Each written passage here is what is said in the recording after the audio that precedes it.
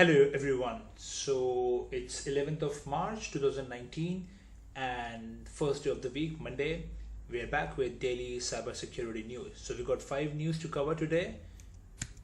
Starting with the first news, Marriott CEO shares post-mortem on last year's hack.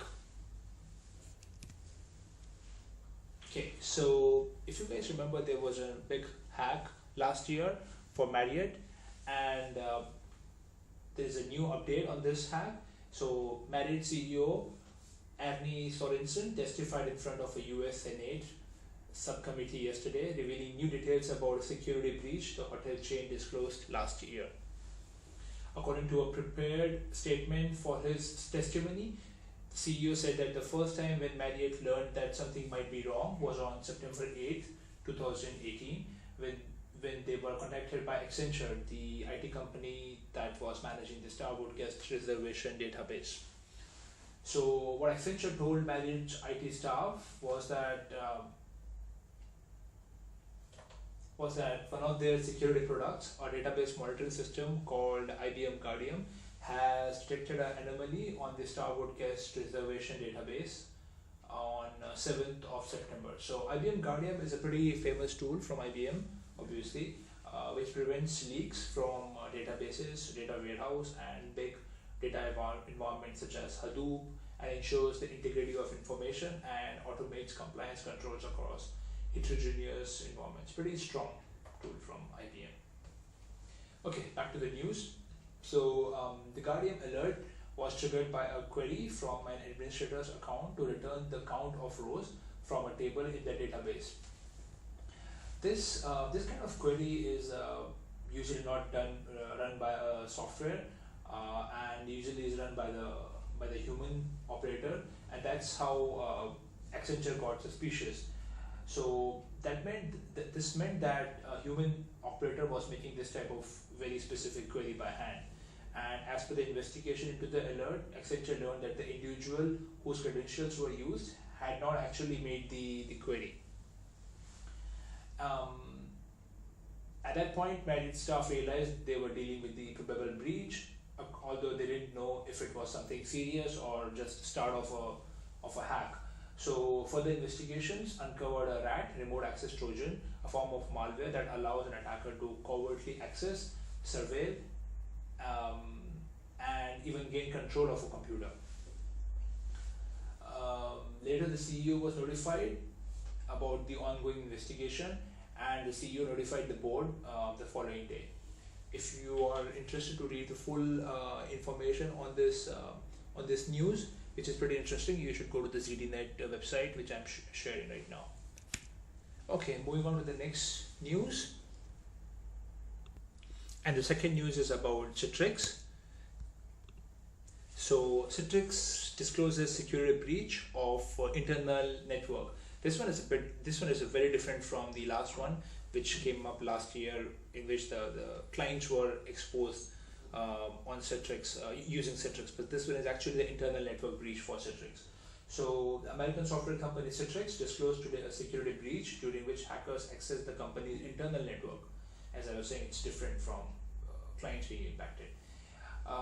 So in a short statement posted on its blog, Citrix Chief Security Information Officer Stan Black said Citrix found out about the hack from the FBI earlier this week. While they did not confirm, FBI has advised that the hackers likely used a tactic known as password spraying, which is a technique that exploits weak passwords. And once the hackers gained a foothold with limited access, they worked to circumvent additional layers of security. Black, the CSO, said the hackers accessed and downloaded business documents, but Citrix wasn't able to identify what specific documents had been stolen. And the hack is still under investigation, as per Black. More information will be shared as they learn. And in the end, one important line, which is hackers use techniques to bypass two-factor authentication and gain access to Citrix internal network from where they access roughly 6 terabytes of information. Going to the third news we got for today, Georgia County pays a whopping 400,000 US dollars to get rid of ransomware infection. So this is a ransomware news, which is common. So officials in Jackson County, Georgia paid 400,000 US dollars to cyber criminals this week to get rid of ransomware infection and regain access to their IT systems. The infection forced most of the local government's IT system offline, with the exception of its website and 911 emergency system, thanks to the hackers. So they said everything we have is down and we are doing our books the way we used to do it before computers. We are operating by papers in terms of reports and arrest bookings. Okay, so that's from Georgia County. They have also notified FBI and they hired a cyber security consultant. The consultant negotiated with the ransomware operators, and earlier this week Georgia County paid 400,000 US dollars to hackers to get a decryption key and regain access to their ransom files. The ransomware that identified the county's network as Ryuk, which is most likely Ryuk, which is a well-known ransomware string that is currently undecryptable. So the Ryuk is believed to be operating out of Eastern Europe, and for the past year has focused on targeting local government, healthcare, and large enterprise networks. This Ryuk ransomware is usually deployed on networks following infections with Emotet or TrickBot malware.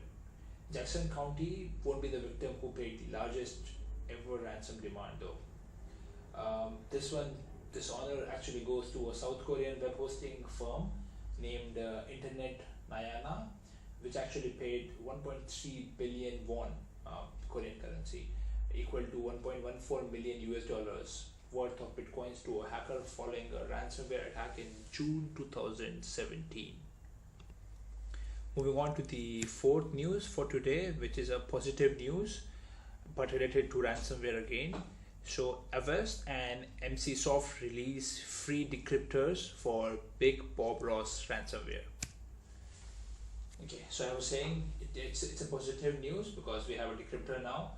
So Avast and Emsisoft, which those are two cyber security firms known for their antivirus products, released a free decryptor that can help victims of the BigBobRoss ransomware recover their files without paying the ransom demand.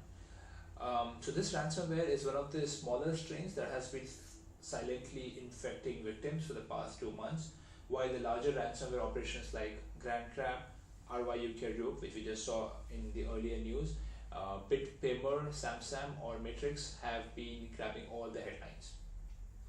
Emsisoft security researcher Michael Gillespie told in the news that the first sighting of the BigBobRoss was on Jan 14th, when some victims tried to identify the ransomware via ID ransomware. You can just Google for ID ransomware. That's a good service from the same researcher and from the same company, which he built a few years ago for victims to report the ransomware infections, and then the researcher can help. Yeah, please do check that. Also on the screen you can see the two decryptors from the two companies. Okay, going back to the news, the ransomware's name actually comes from the email address found in the ransom note that hackers tells victims to reach for additional information, which is BigBobRoss@computerforyou.com. Despite using the obfuscated file extension, the ransomware written in C++ using Qt doesn't actually obfuscate files and actually encrypts them with an AES 128 ECB encryption. Now moving on to the final news for today, the fifth one, email marketing firm verifications.io exposes almost 8 or 9 million records online. Okay, this one is another MongoDB database issue. Pretty much every second day we see MongoDB issues, data leaks these days. So another unprotected MongoDB database has become a common scenario in the cybersecurity world. Researchers discovered a new unsecured MongoDB database exposing around 809 million records online. The database belonged to the email marketing firm verifications.io. So on February 25th, security researcher Bob Dinchetko and Vineet Raya discovered an unprotected, publicly accessible MongoDB database containing 150 GB of data. This database contained 3 folders with different records. The first folder had over 790 million unique email addresses. The second folder contained over 4 million records that had both email addresses and users' phone numbers. And the third folder contained more than 6 million business-led records. The email records folder contained users' personally identifiable information such as their zip code, phone numbers, physical addresses, gender, email addresses, IP addresses, and date of birth. Wow. Upon discovery, the firm actually was informed and proper security measures were taken to contain the breach. For now, the verifications.io took its site offline in order to prevent further exposure of the data. And as at this point, I just checked a few minutes back, the site is still down. Okay, so we covered 5 news for today. So that's all for today. See you all tomorrow again. Thank you, everyone.